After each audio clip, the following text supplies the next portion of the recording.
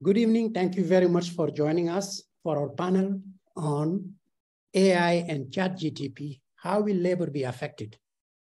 Adaptation to technological disruption has always been a feature of our highly advanced capitalist economies. More than a century ago, during the Industrial Revolution, when mass adoption of machines led to labor displacement in agriculture, new opportunities were created in industries and workers transitioned easily from farm to factories with better paying jobs.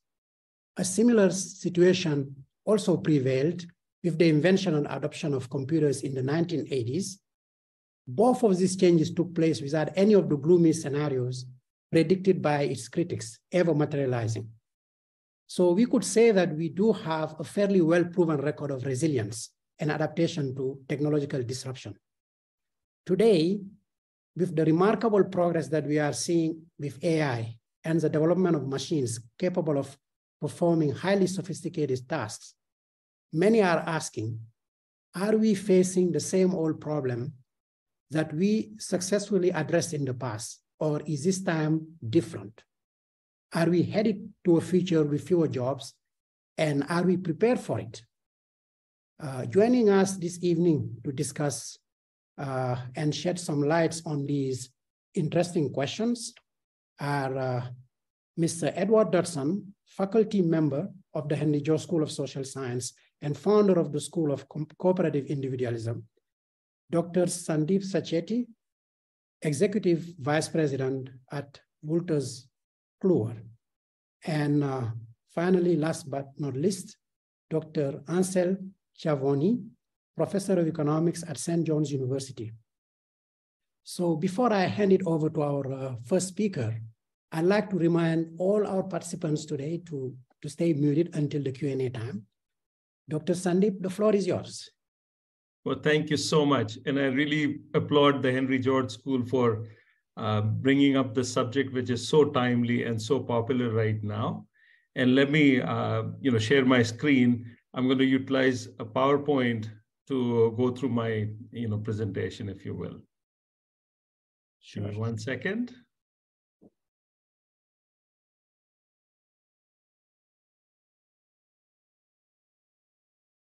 Now I'm going to be the non-academic on this panel and provide you an industry viewpoint because I do believe that as a company, we are experiencing opportunities for utilizing these new capabilities and new technologies, and our customers are asking for it, are demanding it, and our employees are, of course, impacted by it. So I'm going to share with you my perspective and our company's approach to dealing with these new advances in technology. Now, I have been with the company for 10 years. Prior to that, with American Express for a number of years and UBS. I was a data scientist before the term data science was invented. So literally, I worked on big data with American Express 25 years ago. The term data science had not yet been invented. So I was I had a cool job, a sexy job before it became sexy. So that's my background in data science. And so we've been leveraging these capabilities for a long time now. And so let me share with you our perspective, if you will. Now, before that, as a background, Wolters Kluwer is a 180-plus-year-old company, a company that you may not have heard of. But once I share with you the things that we do, you'll be glad that we have existed for 180 years. And you don't survive for 180-plus years unless change is part of your DNA. And that is what is exciting about these new advances, whether it's the printing press or the computers or Six Sigma process reengineering or now AI and large language models. As these things get incorporated in the workforce and the work products, it allows us to continue to serve our customers in a better and better manner. We are a mission-driven organization that serves professionals, and that's the reason why you may not hear about us on a day-to-day basis. But if you were to talk to your doctor or to your lawyer or to your accountant they'll certainly know us quite well. Now, I'll share the purpose and the mission of this company through my personal experience. I live in New Jersey, and a few years ago, my dad was visiting us from India, and he felt sick. And he ended up in the hospital, John F. Kennedy Hospital in Edison, New Jersey. He was in the emergency room for 8 days, intensive care unit for 8 days. And what did I find? The doctors were utilizing a product called UpToDate to diagnose his condition and figure out a treatment path. UpToDate is a product that is produced by our health division in Wolters Kluwer. I was so happy about that. Now, I went to my accountant to do my taxes, and the accountant looked at my W-2 form, and guess what software that he was using? He told me that he's using our Wolters Kluwer CCH Access software to run his accounting practice and do my tax returns. I go and buy my house, and like any normal human being, I need a mortgage. The banker produces big, thick documentation that I need to sign. And in the little corner at the bottom of the page was Wolters Kluwer logo yet again. We are the largest loan origination, mortgage origination paperwork creators in the entire United States. Now, the legal experience I've not had, fortunately so far. However, if you go to a law firm and get any work done, chances are they're utilizing some of our products as well. And finally, if you actually happen to have any bank account or anything to do with financial institutions, chances are they're utilizing our products to ensure that their regulatory reporting requirements are fulfilled by our software so that they can stay compliant and remain in business with their regulators. So across the board, in all 5 of our go-to-market divisions, we are providing software, we are providing expert solutions and information products that our customers have to use to serve their end customers effectively and efficiently. And one thing that you'll notice is that in all of our lines of businesses, quality, explainability, and traceability are incredibly important, because every single one of these instances requires experts or professionals to be able to explain why they are making the choice that they are making. So that's the mission of this company. And it's truly a proud organization that every single day produces solutions that the world relies on. So what I'm going to cover today is really very simple 3-part agenda. Introduction to the large language models. How are we leveraging them to serve our customers? And finally, the most important point is how are we preparing our employees for this change? Because the conversation is all about the impact to labor. Now, the first topic of the large language models, everybody knows, but let's create a level set, if you will, because we've all read the popular press over the last few months. ChatGPT really did popularize the advances in AI. AI was an esoteric term. Large language models, if you utilize that in your evening conversation at a dinner party, nobody would know till 5-6 months ago. And now my mother talks about ChatGPT with me, and she's nearly 75 years old. So that's been the power of these new advances and how it's become part and parcel of everybody's life. ChatGPT happens to be the single fastest adoption capability out there to date. It's only 375 employees, and it's already worth $29 billion, and it's passed the bar exam. it's really launched a arms race in AI. And now everybody has something or the other to offer, whether it's Microsoft Bing or Google Bard and many other flavors. So what were some of these advances, if you will? It's first and foremost, it's the large computing process that has been enabled by these massive cloud services. So 175 billion parameters in the language model. And if you actually look at GPT-4, it is claimed that it's 10 times more than that, but they have not revealed the specifics, if you will. Positional encoding and self-attention are the two other breakthroughs in the way the language models have been put together. And of course, the availability, massive availability of text data has been a boon to allow us to create these advances.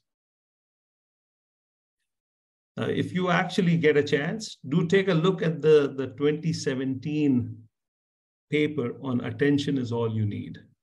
This was put together by University of Toronto and I think Google researchers.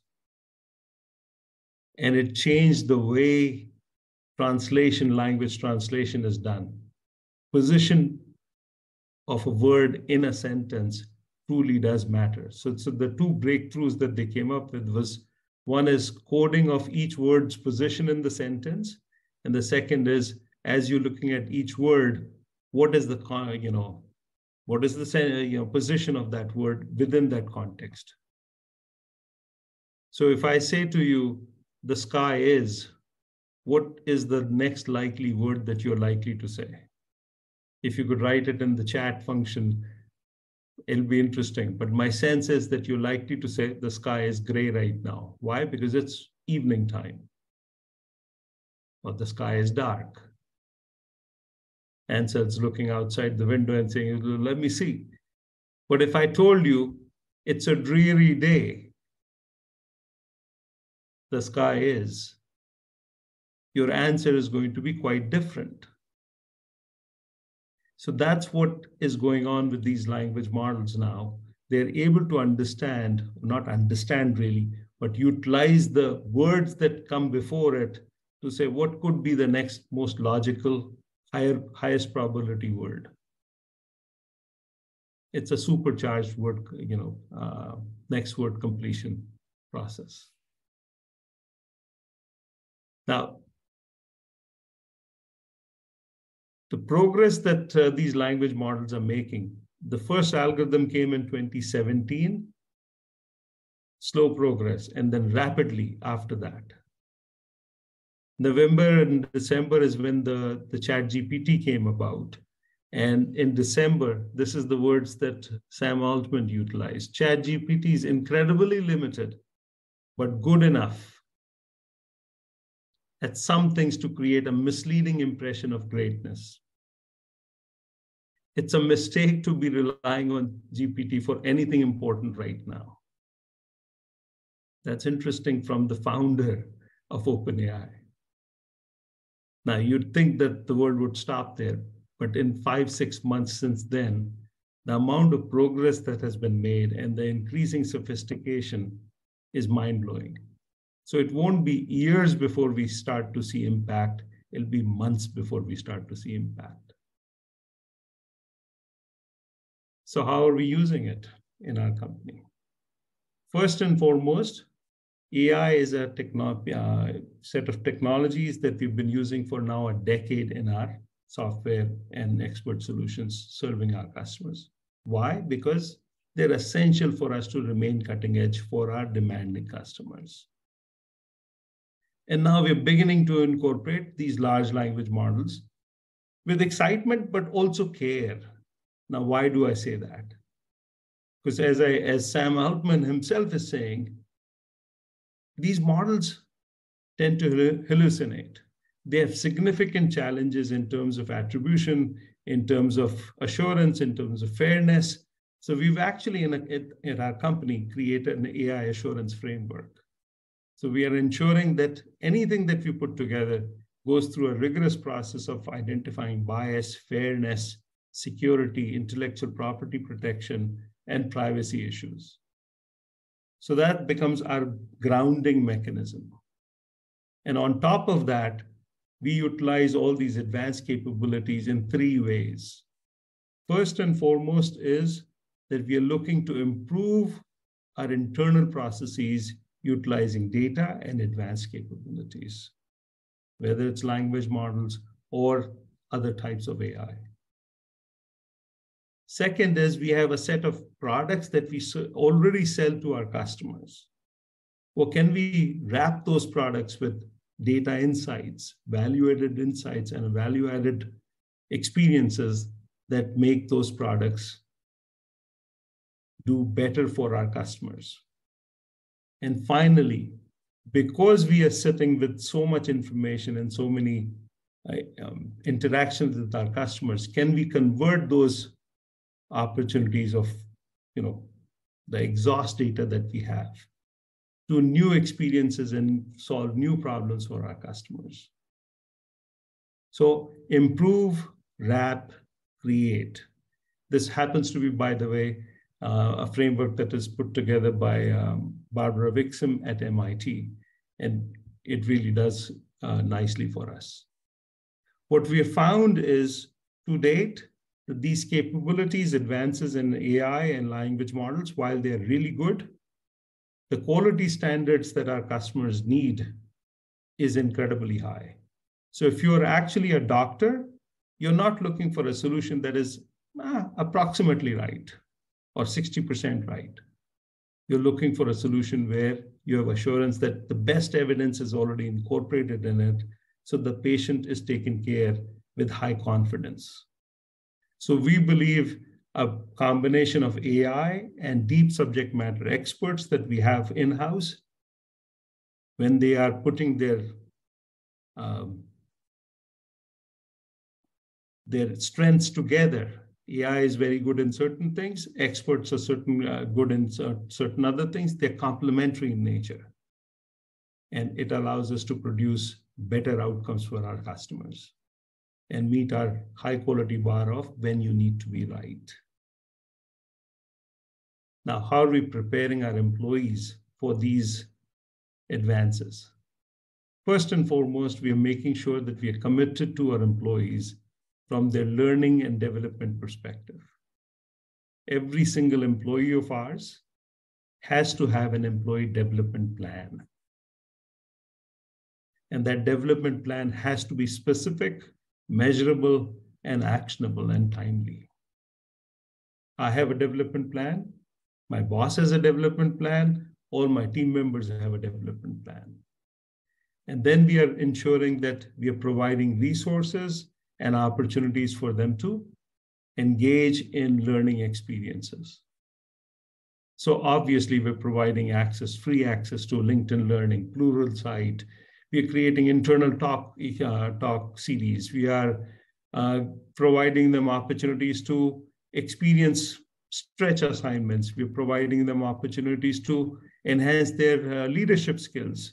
We're providing them experiences in how to deal with diversity, how to do cross-cultural training. All of those experiences are incredibly important.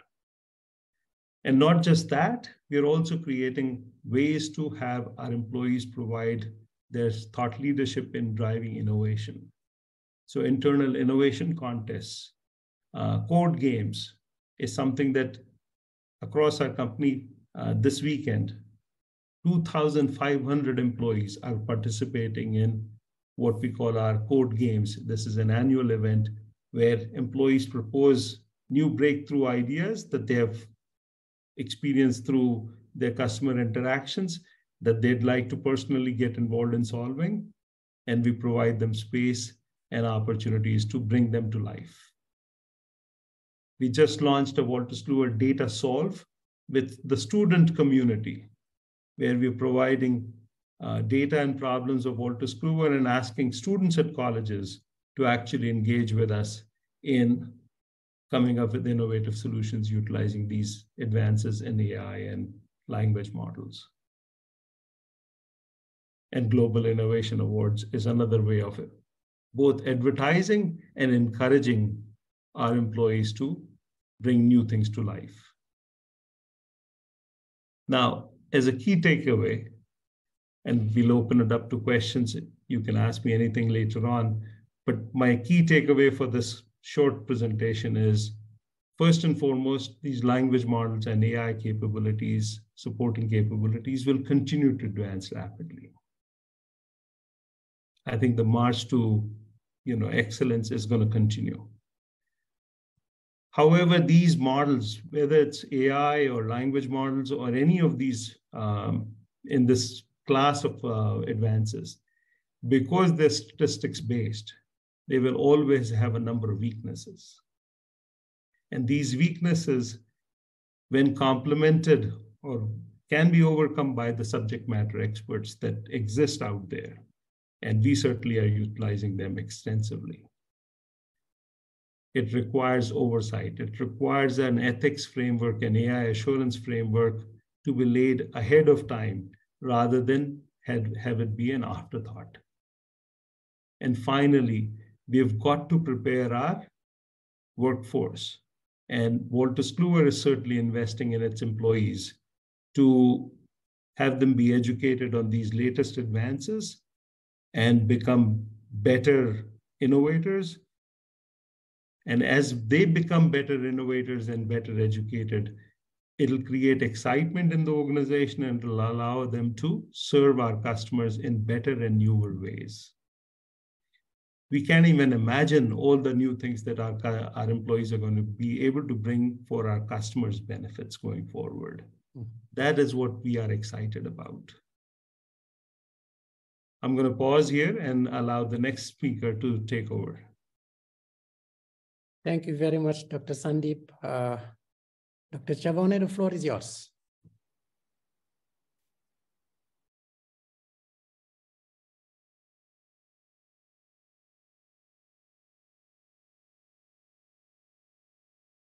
Okay, can you give me a thumbs up if you can see my slides? Yes. Okay. So thank you very much, Dr. Sacheti. That was a very nice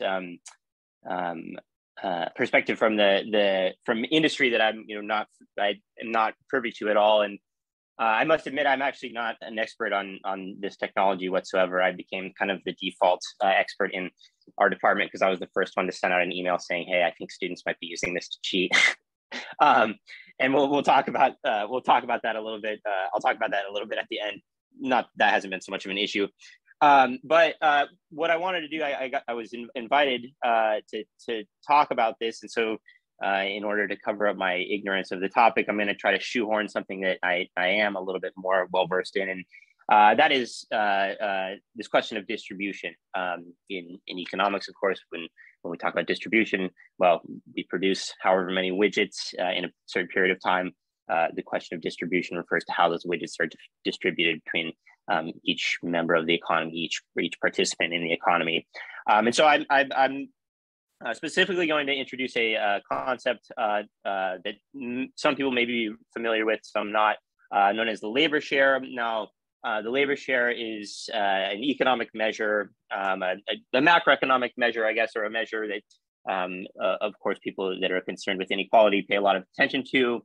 And the way that, for our purposes in this discussion, we can conceptualize the labor share is that it's essentially the ratio of compensation that is paid to workers in the forms of wages, salaries, bonuses, whatever kind of things that workers are paid over total output, right? And so as we'd expect, usually this is a value that is neither 0 nor 1, but somewhere in between, right? Now, if we divide both the numerator and the denominator of compensation and output respectively by total employment, what we're left with is average wage over average productivity, right? So if we take the average wage of a worker over a given period of time and divide that by the average productivity of a worker in that same period of time for an economy such as the US, for a particular industry, for a firm, we get some measure of what percentage of the total output that's being created, the total value that's being created, is taken home by the worker at the end of the day, right? Now, the residual of that, if the labor share is 60%, you might say, well, what happens to the other 40%? And well, that's what we call the profit share or the capital share, right? In general, that is, we can think of that as kind of any sort of output that is not kept by the worker, right? We have different terms for what we call that, and we won't worry about that so much, right? Now, the reason that I think that this is kind of a useful framework, particularly for this discussion, is because the labor share provides, I think, a very interesting and intuitive link between questions of technology, questions of technical change, of innovation, and the distribution of that which is going to be produced, right? The distribution of the value that's going to be created with that technology. And so, if we think about this, the numerator as the wage and the denominator as productivity, well, we can think of wage being the outcome of some sort of process in what we would call the labor market, right? Now, what is a labor market? That's a little bit more difficult of a discussion, right? Whereas the denominator, of course, is an outcome of technology, right? It's an outcome or a result of the technology that's used in production, and this is not just hard technology, software and hardware and so on and so forth, but also management or logistics and things like that, right? But the key point is that we have the numerator and the denominator, right? And when either of those, as fractions work, when either of those changes, that influences this share of labor, this share that labor or that workers are taking home at the end of the day, at the end of the year, right? This is very much resembles, if you're familiar with Marx's working day analysis, this is obviously kind of just built on top of that. Now, why do we care about the labor share at all, right? Why do we care about what percentage of total output is being taken home by workers versus not workers? Let's call them capitalists for our purposes. Well, the reason, and the reason this is the critical link to distribution, that question of how are widgets distributed throughout the economy, is that if we consider, if we say that, well, essentially the bottom 90%, if we line up all individuals from poorest to richest, the bottom 90% earns essentially all of their income through wages and salaries, right? In exchange, they sell their labor on the labor market and they receive wages and salaries in return. That's labor income. And now if we focus our attention now just on the wealthy, what we call kind of the merely wealthy, the top 10%, what we see is that, well, even those who are in the top 10% in the US, they earn most of their income from labor as well, right? They're higher paid. They're higher paid, of course, because they're in the 90th percentile, but they earn much of their income through labor. But as we move towards the wealthiest individuals in society, right? If we move towards and we consider the wealthiest 350,000 individuals in the US economy, right? This is in 2007, this is from Piketty's book, of course. What we see is that wealthy individuals, the wealthiest individuals in society, derive most of their fortune, most of their income from capital and not from labor, right? And so the reason that this is a critical thing to understand is that if we have in our economy, for some reason, a decline in the labor share, what that implies, given the distribution of wealth, the vastly unequal distribution of capital ownership towards the wealthiest individuals in society, that means that we have a transfer of some economic transfer from workers to capitalists, i.e. from lower earner individuals to, on average, higher earner individuals, right? And so I think that that's kind of an interesting way to to frame this, to say, okay, well, given this framework, right, and you may buy it, you may not, but given this framework, well, what can we say in terms of what's going to happen to this numerator, what's going to happen to this denominator as we step into this sort of brave new world where many of the things, many of the tasks that we can do can be automated. And so what that necessarily kind of brings to mind is well, this as people often say, and as Dr. Sacheti mentioned in his talk, well, this is going to very much improve the productivity of workers, right? This is going to very much increase the number of widgets per hour, widgets per year that each worker can make on average. And all else being equal, what we'd expect, therefore, is that the labor share would decline, right? If we have rising productivity and constant wages, that means a decline in the labor share, right? Now, that does not necessarily mean that we have workers, being worse off. It's just a smaller share of, say, a larger pie. Now, as many of you are probably familiar or recognize, well, the truth is that productivity or wages don't necessarily they don't just move by themselves, but they tend to move in unison, right? We know that increases in productivity are oftentimes associated with an increase in average wage, right? And this gets to the point, kind of the limit in terms of my ability to say the direction that I expect, artificial intelligence or other forms of automation in the 21st century to take. But where I think is useful to look is to look back at history, because history is what we do know, and history is what we can look at to make some sense of. And so if we look at the US labor share over the past 5 decades, what we see is we've seen a significant decline in the labor share. And this is associated, and this is, of course, occurring at the same time that we have rising inequality in the US. I mean, if you have read Piketty's book, of course, and any really literature on the rise in inequality over the past 50 years, the starting point is sometime in the 1970s, late 1960s, that inequality begins to rise, right? And this is very strongly correlated with the decline in the US labor share. And where I focused a lot of my work is understanding why this has occurred. Where in the economy is this occurring? Where in the economy do we have this situation where wages are not rising as fast as productivity? We have strong productivity gains, but wages are lagging behind. And so this is an area that my work is focused in, and this is just another graph illustrating essentially the trajectory of the numerator and the denominator here. And this is sometimes referred to as the alligator graph in the literature, and that is that sometime in the 1970s, these two lines that tended to grow sort of at the same point in time, or in the same trajectory, began to diverge, right? Now, back to my original question as to why is this occurring? What is the driving dynamic behind this? Well, my co-authors and I identified that if you look at the data, if you kind of look under the hood of the U.S. economy as a whole and consider particular industries, the industry that is most responsible for driving the decline in the labor share is manufacturing, right? Now, manufacturing has long kind of been this, or at least in terms of the 20th century, been the driving force behind the U.S. economy, right? But we know that starting sometime in the 1970s, the U.S. began this process, or perhaps earlier, this process of deindustrialization, where many of the manufacturing jobs either went overseas or became automated in a way such that it required many fewer workers.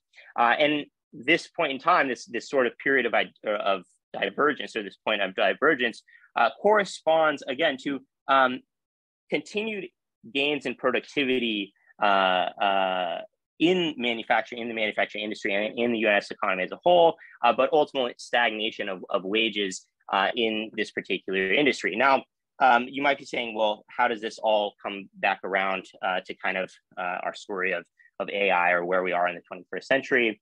And in my personal opinion, and again, I'm no expert in artificial intelligence, but what I can say, and what my sense is that what we see in past dynamic industries that have been exposed or that have benefited from processes of automation, is that there is a period of time where wages and productivity have this tendency to grow in unison, right? Conforming to what Kluwer termed the stylized facts, where the labor share remains relatively constant, share of widgets going to workers as opposed to capitalists remains relatively constant, until something changes, right? Until something happens, until technology reaches a certain point, or until kind of the way the production process is structured reaches a certain point, and then this dynamic begins to break down. This relationship between wage and productivity begins to break down. And what my co-authors and I have referred to this as is downward decoupling. This seems to be the case for manufacturing. And if you look at the data, if you kind of break this data down further, and you look just from the 1970s to the 1990s, and then 1990s to the present, what you see is that this phenomenon of downward decoupling is beginning to spread from manufacturing to other industries, such as wholesale trade, such as information, such as finance, right? Now, my question, and perhaps Dr. Sacheti or others can kind of illuminate this for me, is whether these new technologies are going to open the door for automation the way that we saw in manufacturing in the 1940s, 50s, and 60s that subsequently led to this downward decoupling, or at least contributed in part to this downward decoupling starting in the 1970s. Whether other industries that have up until this point been relatively protected from this phenomenon, whether those industries are no longer safe in terms of that. Was there a question? Yeah, your slides are not moving. So which slide? Oh. Yeah, you are still at page 1. How long was that going on? Yeah. They're still not moving. No, it's frozen.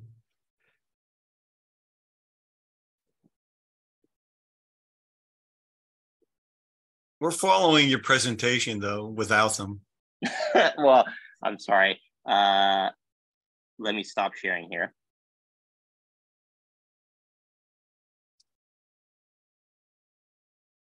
How's that? Can you see the next page? Yep, now it's moving. Well, egg on my face, and now that's probably gonna make a lot more sense, and maybe I'll send out these slides. Sure. They'll make more sense. The labor share, okay, so here is the labor share decline. I apologize again for this. Here is the alligator graph that we that I was referring to. Here it is. You can visualize it, the decomposition in terms of the industries kind of that have been responsible for driving this decline is shown here. So you're right. This is why AI has no chance of winning against him. So anyways, I apologize for the disjointedness of the slides there. Anyways, that's the question that I want to ask, I guess I should say, is when we open up the possibility of automation to not just a handful of industries that produce, physical goods, but we open up that possibility to virtually every other industry, virtually every other occupation.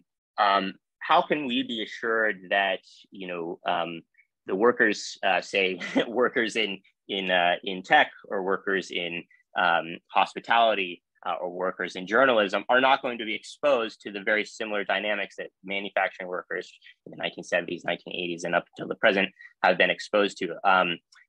I'll just kind of leave on kind of one anecdotal story of this, and that is there's a film, American Factory, a documentary.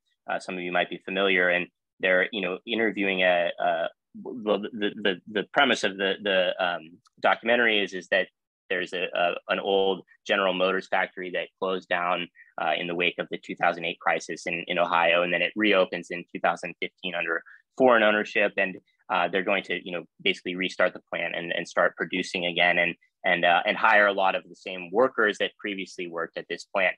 And they're interviewing one of the workers, and she said, I worked at GM for 25 years, and when I was let go in 2007, I was earning $35 an hour. And now fast forward to 2015, and I'm working back at this same plant, and I'm earning $12.50 an hour, and I'm really grateful because it's the best gig in town. And that to me is a story of, well, productivity has stayed the same, productivity has perhaps increased, but clearly the share of the worker in terms of the share of widgets that worker is receiving at the end of the day has clearly declined. Now, not all of this is attributable to automation or technical processes. There's a lot that goes into explaining that story, but I'm curious to kind of know what the future holds with regards to that.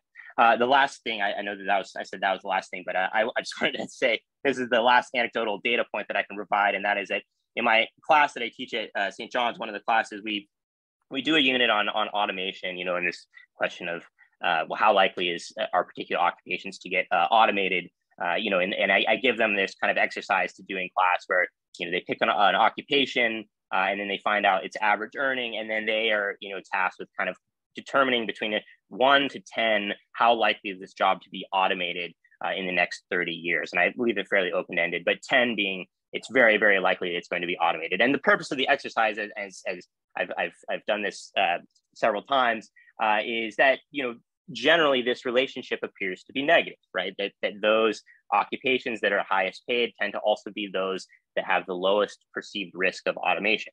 Now, these were the results from the exercise in fall of 2022. This was about October, surely before most people were familiar with ChatGPT. And then these were the results from the spring semester, right? And I think what's perhaps most interesting about this is the maybe skills bias technical change that has occurred up here. How some of these high earning occupations, which many of my students are of course looking to become, how quickly their confidence has eroded in terms of their belief that those jobs are going to continue to exist in their current form or similar to their current form in the next 30 years. So that's all I have, and I apologize again for the mess up with the slides, but I will yield for the next presenter. So thank you very much. Thank you very much, Dr. Schiavone. It was great even without the slides, but we'll appreciate if you could share them with us so we could distribute. Great. And yeah. let me figure out how to stop sharing now.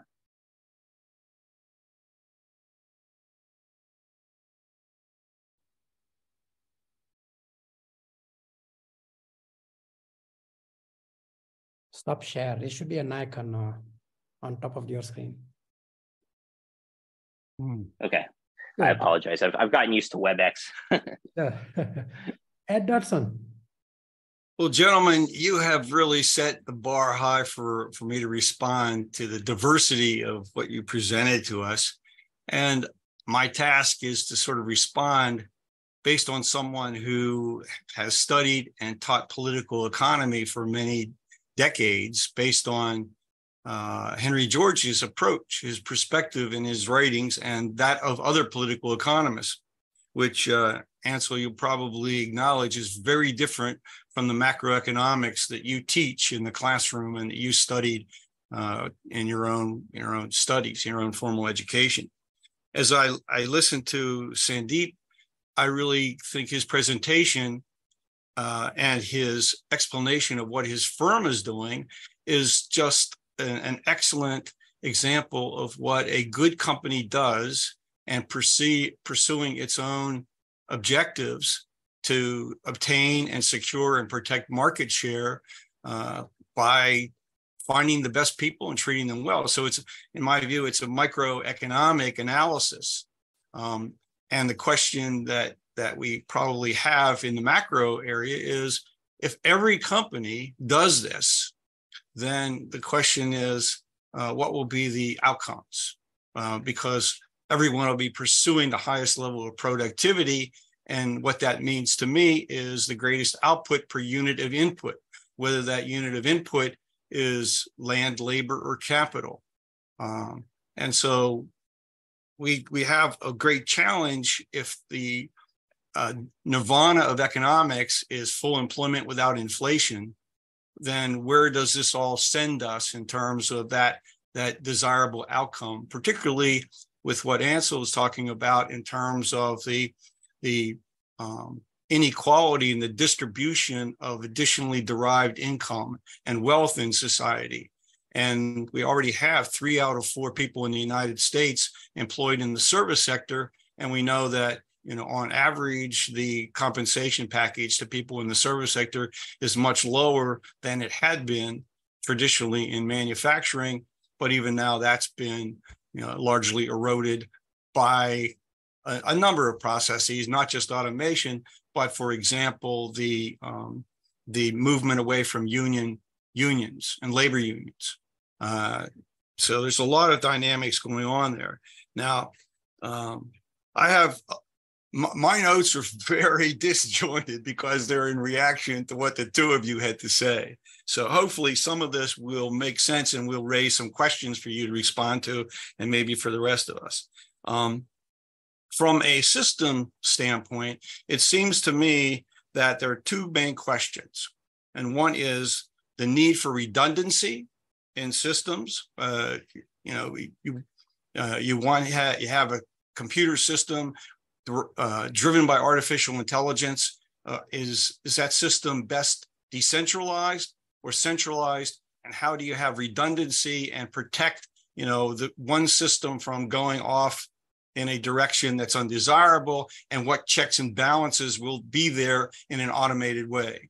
So those are two questions I have. From a standpoint of the environment, what about electricity usage? How much, we know the problem with the crypto market and cryptocurrencies and the demand on electricity, and there's a slow amount of movement away from the way cryptocurrencies have been generated. Well, what's going to be the impact of artificial intelligence if it's adopted in a mainstream way by many companies? The virtues that you went into with regard to medicine, absolutely. And again, the problem with that, as I see it, is we tend to learn by our mistakes, but in medicine we can't afford to make any mistakes. So that's a challenge. The other big thing that comes up is, of course, AI in the hands of a despotic state.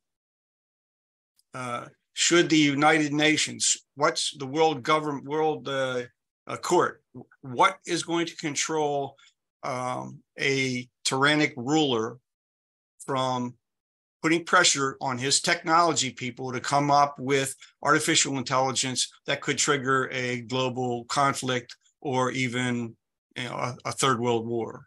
Those are questions. In terms of the distribution of income and wealth,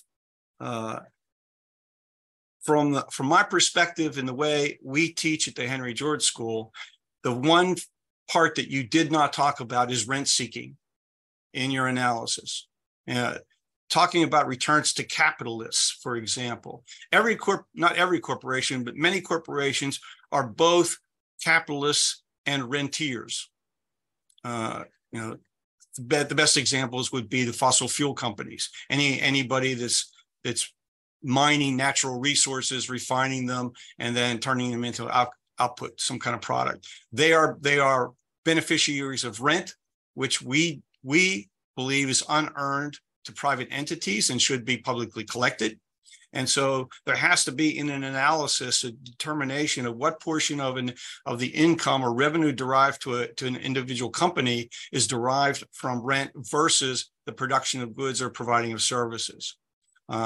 And the larger category of rent seeking, as it comes into play here, involves legal privileges under law that allow people to take without giving, take without producing. And so those are some of the things that I think need to be built into the macroeconomic analysis to really determine how the effect on workers and labor will actually come to play over the long term. Probably the last comment I'll make, and then I'll open it up to you, is the question of knowledge transfer in an open environment. We have all sorts of legal, contractual issues on the availability and access to knowledge. We're going through those kinds of conflicts with different countries now in terms of intellectual property rights. What is the best way to give everyone equal access to the science while protecting property rights that are legitimate?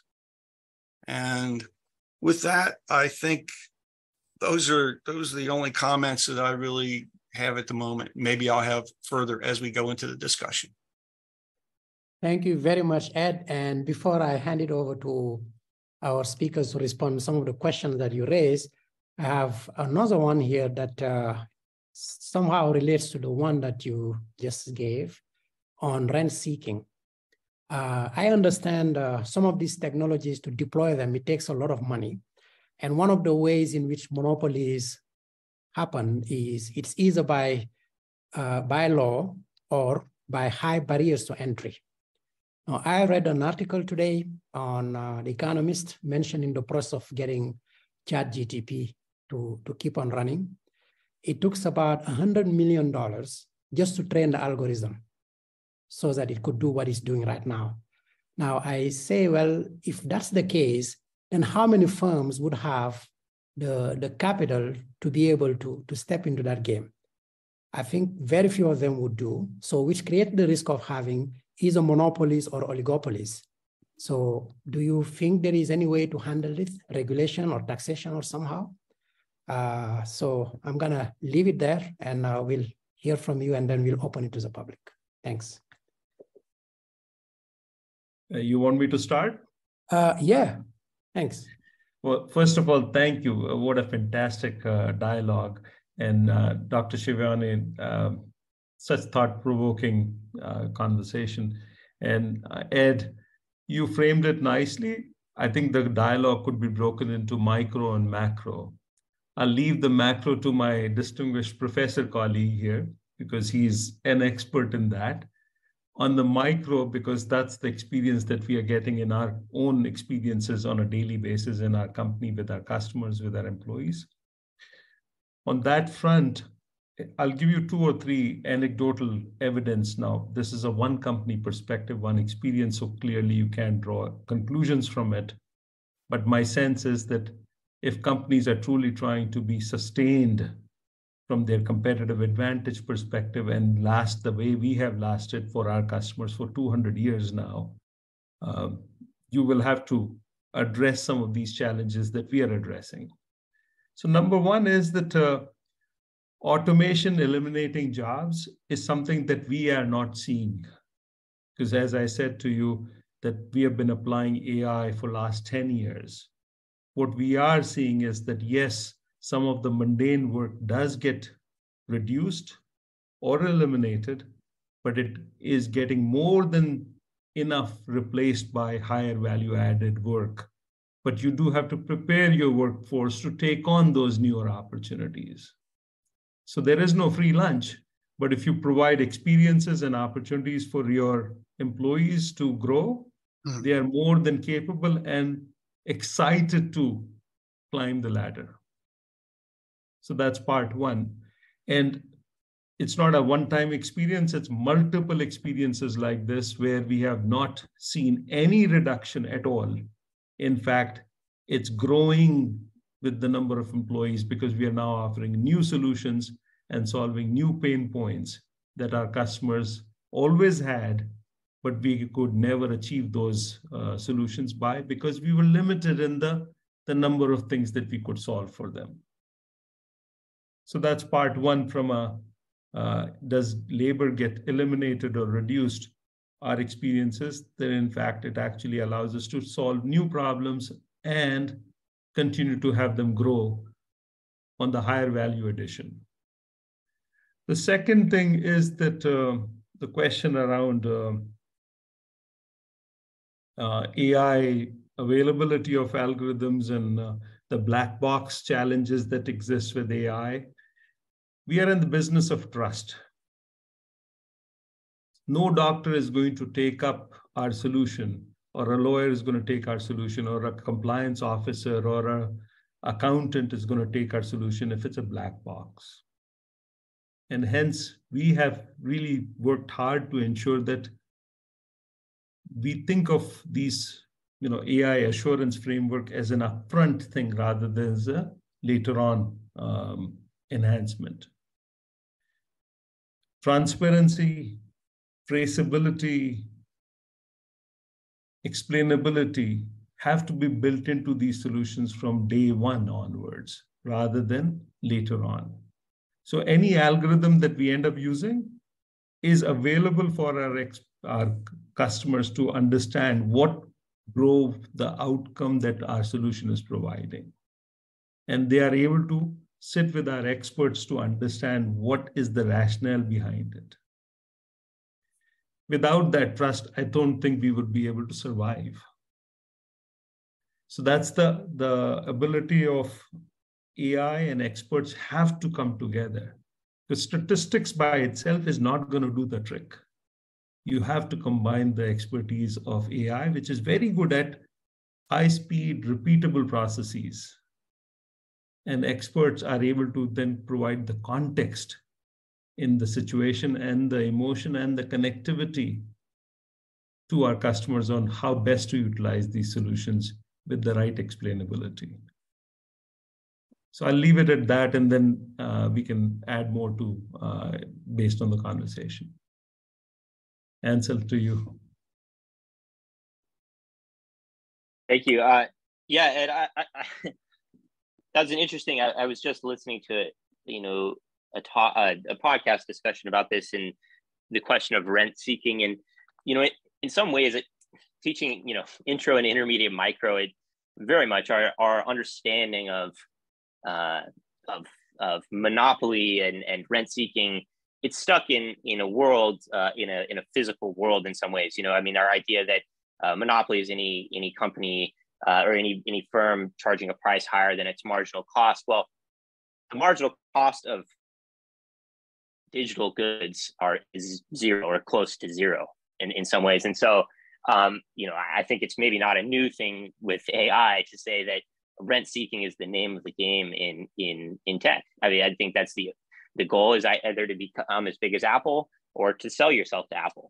That's I'm being hyperbolic, but yeah. And so, but not very hyperbolic. not very. And just anecdotally, I was proctoring an exam and I was playing around with ChatGPT, and then I went to the DALL-E, which is the the image creation, and sure enough, you have to buy tokens in order to be able to use it. 1 token per image. What the heck is this? The token? Well, the token has been created to create scarcity in the system. So yeah, and that's a challenge, of course, is because, well, costs, we never observe marginal costs, and we can't know what the marginal cost is. We don't have the production function to find it, and so in some ways I think that is a major challenge, and that's one reason I've been focused on the labor share, is because, well, at the end of the day, you can look at how much workers are being paid, and then you can look at the residual, right? And that does not solve the issue of rent seeking, but it does help you to say, well, I know that workers are not getting any more than this, right? Now, there is, of course, the issue that many have brought up. Well, there is significant inequality within the wage hierarchy as well. The managerial class and so on and so forth. And that is problematic, and that it has to be dealt with as well. But yeah, my sense is that rent seeking is going to continue. It is the name of the game, and as technology or this technology becomes applicable and throughout the economy, my expect is that behavior will also spread. But again, I'm speculating now, so I hate to say anything more about that. Yeah, so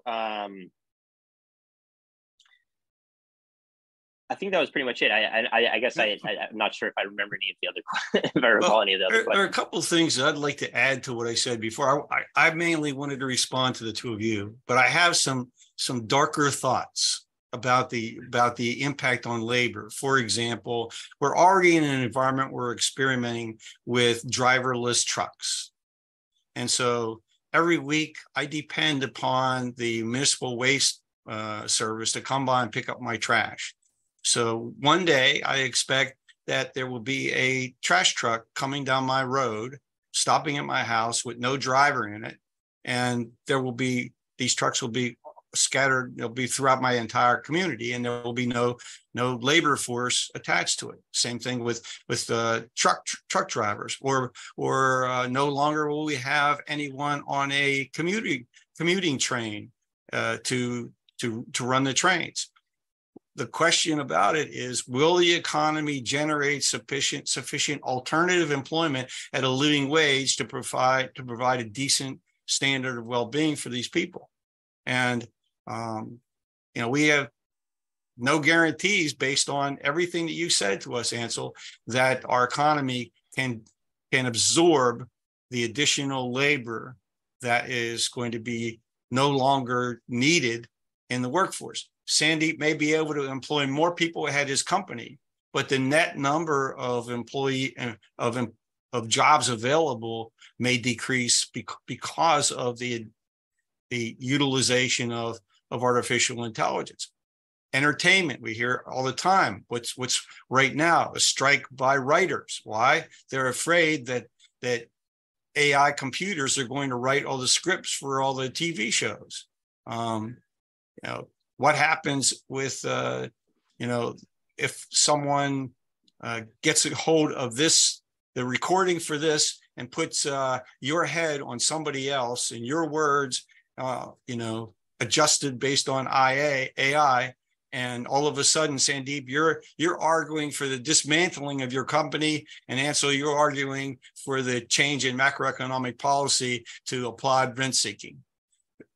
These are the concerns that I have about the darker side of where this capability is taking us. Is it okay if I respond real quick to that? Yeah, go ahead. I just wanted to say one thing, and I've been thinking about a way to say this, and maybe it just popped into my head. And that is, I don't believe that technology destroys jobs in a global sense. I think that makes no sense in a global sense. But it's sort of like at the snap of a finger, you can be sitting on a chair and poof, your chair is gone, and two other chairs might appear, but they might appear on the other side of the room.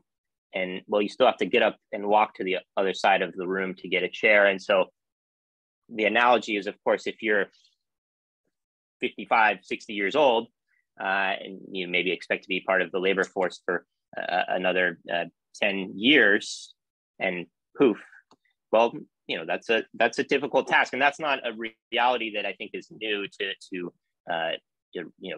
the 21st century. I think that's existed as long as technical changes have existed. And so I think that there are concerns in terms of job creation and job destruction have to be more focused on the kind of, regional or at least not, at the global sense, because at the global scale, I think of course, it makes sense that technology will create jobs, but how those jobs are distributed and what skills what are going to be the requisite skills? Well, that's a big question. And if I could add to that response, again, I'll take the micro perspective. Just 6 months ago, the word prompt engineer did not exist in anybody's vernacular. Yep.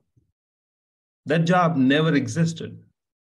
Today, that is one of the hottest jobs out there. So I think not only am I claiming that in our company, we are seeing that workers, when they're invested in, employees, when they are treated fairly and well and given the opportunities to learn, they can move up and do other things. We're also seeing that there are new types of functions and new types of jobs that are appearing before we even blink our eye, that we can't even imagine right now. So I think while there may be, of course, transitional challenges, but if we do invest as a society and as each company and as each individual, the amount of information and knowledge that is available online these days, free of charge. Look, I got my PhD 27 years ago now.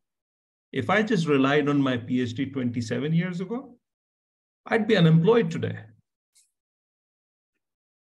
I have to own my own development. I have to invest in myself. And I'm not going back to school because school is too darn expensive. And yet, our employees are now able to educate themselves, and we as a company are able to provide them opportunities to upskill themselves. So I think, again, as a company, as an individual, I see actually quite positive outcomes. I fully recognize that it could go sideways, but we have an opportunity and an obligation to leverage some of these capabilities and advances in a positive outcome.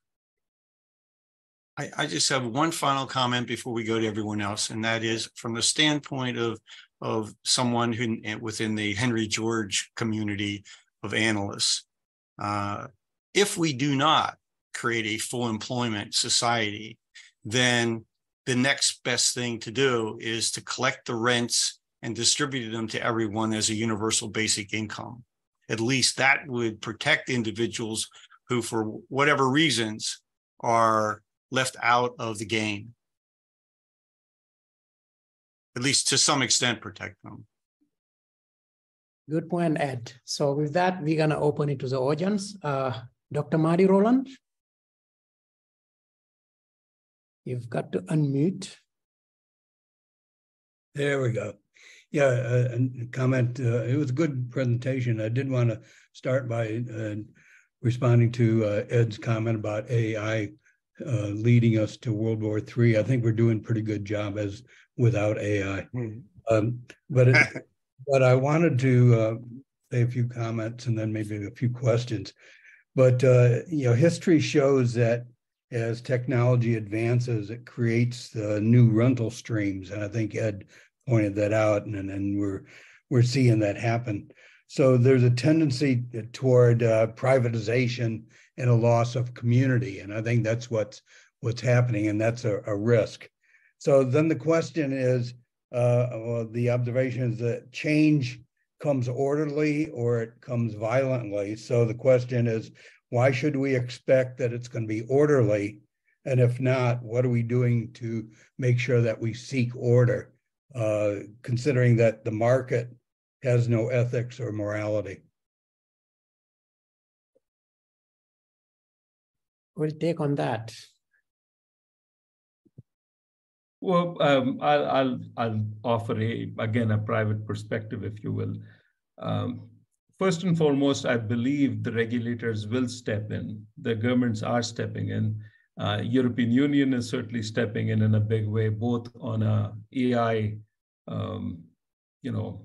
regulating AI and algorithms perspective, as well as ESG is becoming incredibly important, both for regulators as well as for just stakeholders of the community and the businesses. So there is increasing level of scrutiny as well as increasing desire from its own employee base saying we need to do more and better. And we actually believe in this so much that we actually created a fifth division. If you noticed in my slide on explaining the company, we actually created a fifth division focused on ESG because we believe that this is a set of tools, services, and capabilities that all businesses across the world are going to need for the years to come. How do you actually help companies improve their environmental, social, and governance structures is going to be more legislated as well as more desired by stakeholders. So I think, again, we are quite bullish and positive about some of these opportunities that these new capabilities open up for the world. Great. Thank you very much. We are already 7 minutes past the allocated time.